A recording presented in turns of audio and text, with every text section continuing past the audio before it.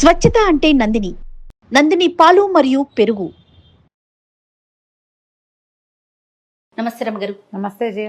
మంచి చందమామ కథ ఒకటి చెప్తారండి. న్యాయ నిర్ణయం దాని మీద చెప్తాం. పూర్వం కాశ్మీర్ నగరానికి కాశ్మీర్ రాజ్యానికి సుకేతుడు అని ఒక రాజుగారు ఉండేవారు. శ్రీనగరు కాశ్మీర్ రాజ్యానికి రాజధాని కదా. ఆయన చాలా బాగా పరిపాలించేవాడు. అలాగే ఈ శ్రీనగరానికి దగ్గర అంటే ఒక మాదిరి దూరంలో శ్రీనగరం అంత పేరు ప్రఖ్యాతులు ఉన్న ఇంకో నగరం ఉండేది. ఆ నగరంలో ఒక న్యాయాధికారి ఒక ఆయన ఉండేవాడట. చాలా అద్భుతంగా తీర్పులు చెప్పేవాడు. అప్పుడప్పుడు ఆయన చెప్పిన తీర్పుల గురించి శ్రీనగరంలో కూడా చర్చలు వచ్చాయి.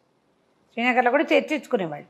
ఎంతో బాగా తీర్పు చెప్పాడు, ఆయన చాలా బాగా చేస్తాడని వింటూ ఉండేవాడు సుకేత మహారాజు. ఒకనాడు ఆయన ఏమనుకున్నాడంటే, ఏమిటో చూద్దాం. ఇప్పుడు ఆ ఊరు నుంచి శ్రీనగర్కి కథ చేరేటప్పుడు ఒక కథ ఏదైనా రకరకాల రంగులు పులుముకుంటుంది అంతేగా. అక్కడ ఉన్న విషయం ఒకటైతే ఇక్కడ ఇంకో కొత్త విషయం వస్తుంది కదా. రాజుగారి గాడి చెవులు అని చెప్తే ముత్తాత గారి గాడి చెవులు అని వస్తుంది చివరికి. అలాగే అవుతుంది. మనమే స్వయంగా వెళ్ళి చూద్దామని ఆయన భావించి ఒకసారి ఏం చేశాడట, సామాన్య దుస్తులు ధరించి తన పంచకళ్యాణి కాకుండా ఒక మామూలు గుర్రం, కొంచెం బలమైన గుర్రాన్ని వేసుకుని, అదే ఆ గుర్రం ఎక్కడుంది, ఆయన శాలలో ఉండేది ఆయన రెగ్యులర్గా తిరగడానికి వాడుకునేది పంచకళ్యాణి కాకుండా ఆ సామాన్య గుర్రాన్ని ఎక్కి ఇంకో నగరానికి వెళ్ళడం మొదలుపెట్టాడు. ఆ నగరానికి చేరటానికి ఇంకొక 10 ఆమడల దూరం ఉండగా ఒక ధర్మశాల ఏదో వచ్చింది. ఈయన అక్కడ దిగి ఏదో మంచినీళ్ళు తాగాడు, ఏదో ₹1 అక్కడ ఇచ్చాడు, పళ్ళు గిళ్ళు ఇవ్వ కనపడితే కొనుక్కుని తిన్నాడు. ఈయన మళ్ళీ గుర్రం ఎక్కుతుంటే ఒక బిచ్చగాడు ఒక అతను కనపడ్డాడు, ధర్మప్రభు అని దగ్గరకు వచ్చాట.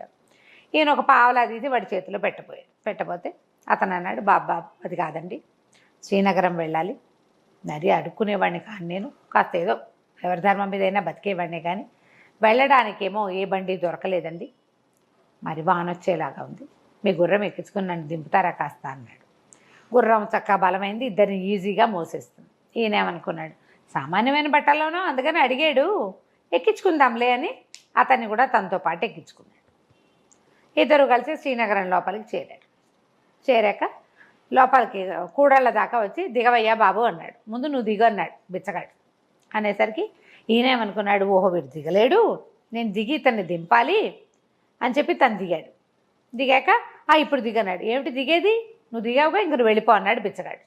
రాజుగారు ఆశ్చర్యపోయాడు, అదేమిటి నా గుర్రం మీద కూర్చుని అలా అంటావు అనగానే బిచ్చగాడిని, నీ గుర్రం ఏమిటి, ఇంకా నయం ఈ గుర్రాన్ని నాది, నువ్వు నిన్నెక్కించుకున్నా కూడళ్లలో నీవు దింపా, ఈ ఊరు మాది, ఈ గుర్రాన్ని నాదని మొదలుపెట్టాడు.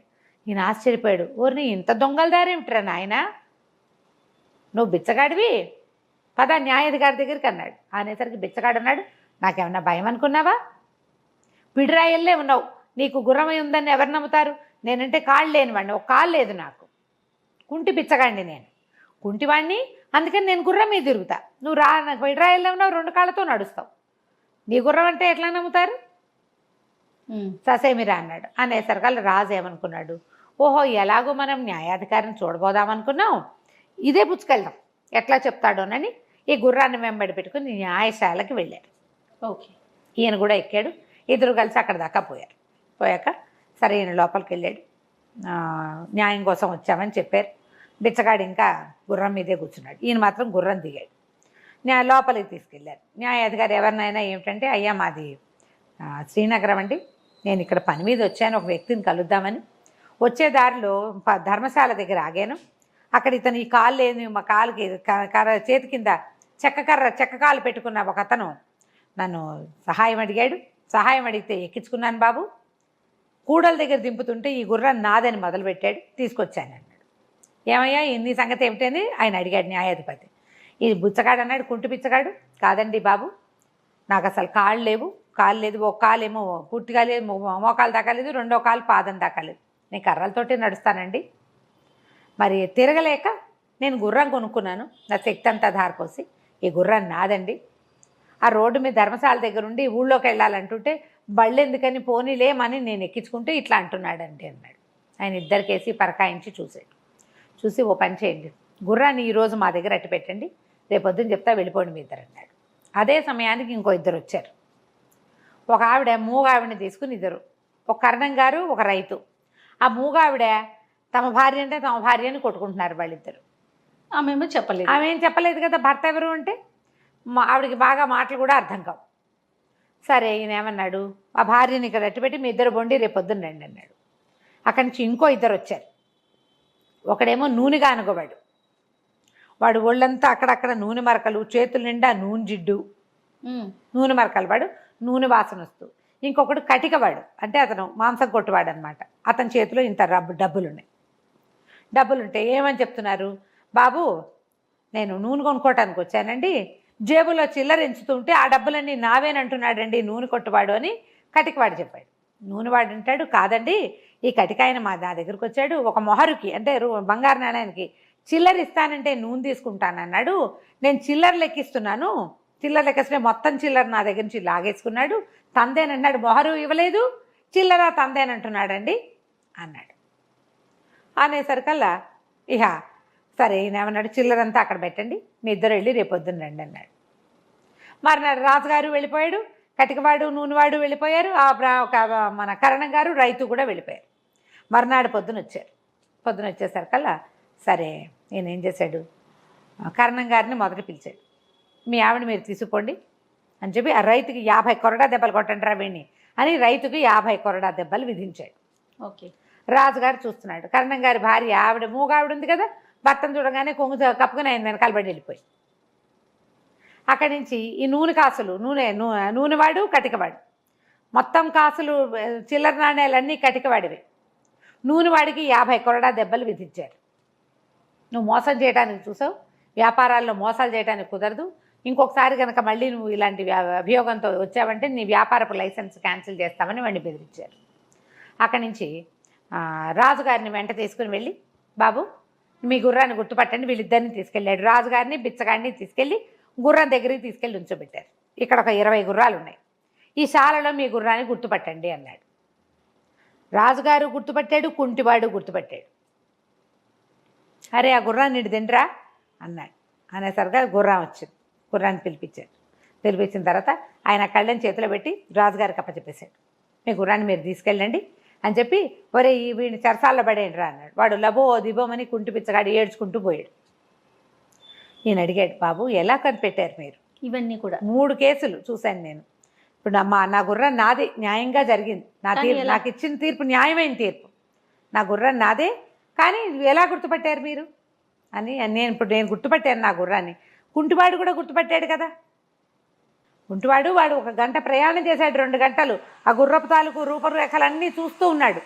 ధర్మశాలలో రాజుగారి లోపల భోజనానికి వెళ్ళాడా, ఏదో తాగడానికి వెళ్ళాడు.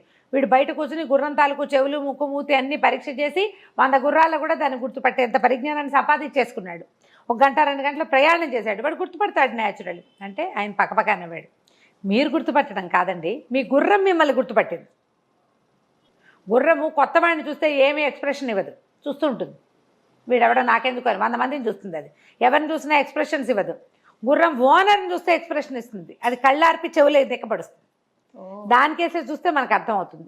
పరిచితమైన ముఖం కనపడితే దాని లక్షణం వేరుగా ఉంటుంది, దాని ఓనర్ని అది గుర్తుపడుతుంది, తన మీద స్వారీ చేసేవాడిని అది గుర్తుపట్టేస్తుంది కదా. అంతేగా, మీ గుర్రం మిమ్మల్ని గుర్తుపట్టిందండి, అదే లెక్క, అది మీతో ఉంది, ముష్టి పిచ్చగాడిది కాదు అది, అది వాడెవడో కూడా దానికి తెలియనట్టు కాదు. ఓసారి ఎక్కితే దానికేం లెక్క, రోజు ఎక్కేవాడు, దాన్ని నిమిరేవాడు, దాన్ని కావలించుకునేవాడు, ఆ వాళ్ళు కదా దానికి కావాల్సింది అనేసరికి రాజుగారికి ఆశ్చర్యం వేసింది. చాలా బాగా కనిపెట్టారండి, ఈ 2 కేసులు ఎలా చేశారు మీరు అన్నాడు. ఇది కూడా విచిత్రమైనది ఏం కాదు, కన్నగారి భార్యని మా ఇంటికి తీసుకుపోయాను, రాత్రి ఆవిడమ్మ కలం ఇచ్చి పెన్నులో ఇంకుపోయమ్మా అన్నాను, వాడు క్షణాల్లో పోసేసి ఇచ్చేసింది. రోజు చేస్తుంది ఆవిడ పని. రైతు భార్యకి పెన్నులో ఇంకుపోయటం ఎటా వస్తుంది? అంతే కదా, కర్ణంగారి భార్య కాబట్టి ఆయన రాసుకుంటాడు, ఆవిడ పెన్నులో ఇంకు పోసి పెడుతుంది భర్తకి. బాగుంది. కలం దానిలో పోయమంటే చక్కగా పోసేసి మూత పెట్టింది, వేళ కంటలేదు, కింద చుక్క పడలేదు. అంచేత ఆవిడ కర్ణంగారి భార్య అని తెలుసుకున్నాను. తర్వాత ఆవిడ భర్తను చూడగానే కొంగొప్పుకుని ఆయన వెనకాల పడి వెళ్ళిపోయింది చూసారా అన్నాడు. మరి ఇప్పుడు ఈ కాసులు ఎట్లా కనిపెట్టారండి? చిల్లర అంటే దాందే ఉంది. నూనె గానుగ వాడు వచ్చాడా, చేతులంతా జిడ్డోడుతూ నూనెగా ఉన్నాయి, వాడు చిల్లర లెక్క పెడుతుంటే వాడి చేతుల నుంచి కటికవాడు లాక్కున్నాడని చెప్పాడు. మరి ఇప్పుడు నూనె చేతులతో కాయిన్స్ లెక్క పెడితే నూనె అంటదా వాటికి? ఇంటికి వెళ్ళంగానే కాసులన్నీ నీళ్ళలో పోసాను, నీటిలో పోస్తే వాటి మీద ఉన్న జిడ్డంతా తేలాలి, కానీ ఆ కాసుల మీద జిడ్డే లేదు, అవి చిన్న ఏదు వాసన వస్తున్నాయి. ఓకే. మరి అతను మాంసం కొట్లో ఉంటాడు, అదే, అదే. ఎంతో కొంత మాంసపు వాసన అంటదు వాటికి. కాబట్టి ఆ కాసులు పూర్తిగా కటికవాడివే. వాడే లెక్క తీస్తుంటే డబ్బులు తీసి లెక్క పెట్టుకుంటాడు నూనె కొనుక్కోవడానికి. ఈ నూనె వాడికి దురదొచ్చింది ఆ డబ్బులను చూసేసరికి. అవి లాక్కోవడానికి ఎత్తేసాడు. వాటి మీద ఏ జిడ్డు లేదు. ఆ చిల్లరంతా నాదని ఇతను అంటున్నాడు, కానీ అది జరగలేదనేసరికి రాజు చాలా ఆశ్చర్యపడి సుకేతుడు మంచి సరదా వచ్చింది ఆయనకి.